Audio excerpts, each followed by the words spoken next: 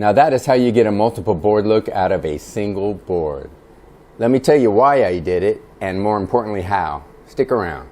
Alright guys, you may recognize this table as the under $50 table build I did a few weeks ago. I've been trying to sell it on Facebook Marketplace and it's been really slow. Got some lowball offers, but nothing concrete. So I think I'm going to shake things up a bit. I've decided to take this board and make a middle shelf for this table. So let me bring you in and show you what I'm going to do. So my plan is to put this middle shelf in. I'm going to have 3 contact points. I'll put pocket hole screws in to mount it. So I'll have a pocket hole screw underneath the board in the middle for here, going in this leg here, and going in this side leg here. But what I got to do is I got to trim it down to the right width and depth so you can see I have to go in about 1.5 inches, and this is about 10 inches wide. So I use my little laser tape measure. I love this thing. It came in really handy when I was doing the crown molding on the remodel of my house. But yeah, it's really accurate. So I just put it in here, measure it. It says 9 15/16. I've already measured the other side. It's about the same.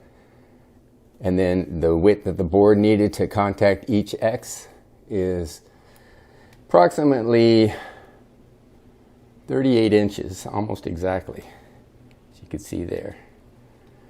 So I'm going to get busy doing that and a couple other things on the board. I don't want to just have a plain board, right? I want to fancy it up. I think, let me get a shot of this. I think for the edge of the shelf, I'm going to bevel it. Maybe not quite as steep as that, but I'm going to give it kind of a bevel to match the top. And I'm going to make it look like multiple boards put together. So I'm going to put some seams in it and make it look like it's multiple boards. So let's get out to the shop and get to work. Here I'm checking the board for knot locations, which side I want up, and the best side to rip down first. I'm using my table saw as a jointer to make sure I have a nice straight edge to start from.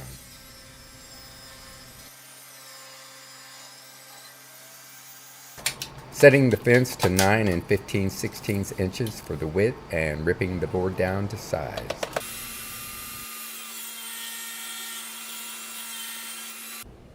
I picked up a set of chamfer router bits from my palm router and I'm deciding which one to go with for the shelf edges. Time for a test run on a scrap piece of wood.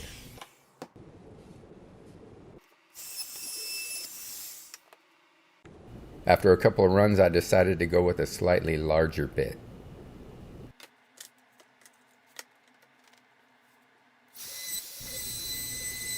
Now it's game time. No turning back from here.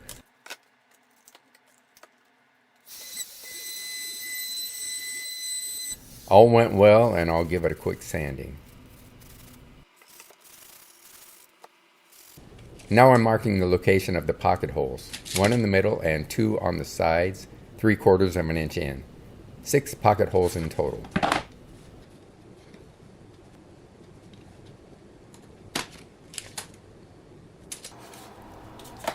Time to start drilling.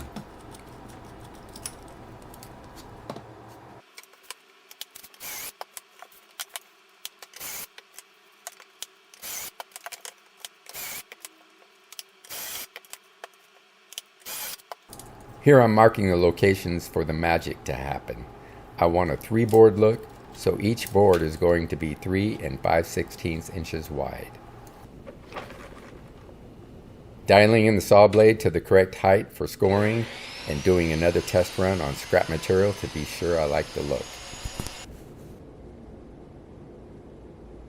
Time to do it for real. I'm doing both sides as well as both ends to get the most realistic look I can.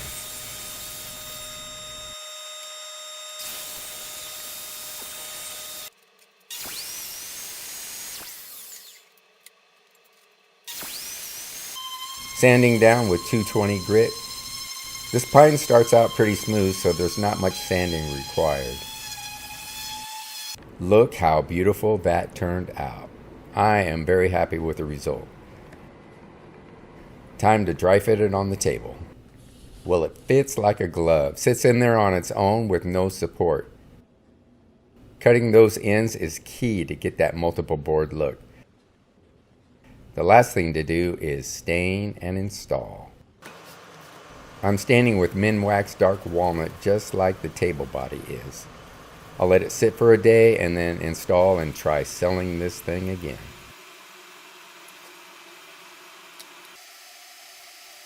Try doing that multiple board look on one of your projects. It saves time by not having to join the 3 boards together, and it looks just as nice. Thanks for watching. Be sure to subscribe and be on the lookout for my next video.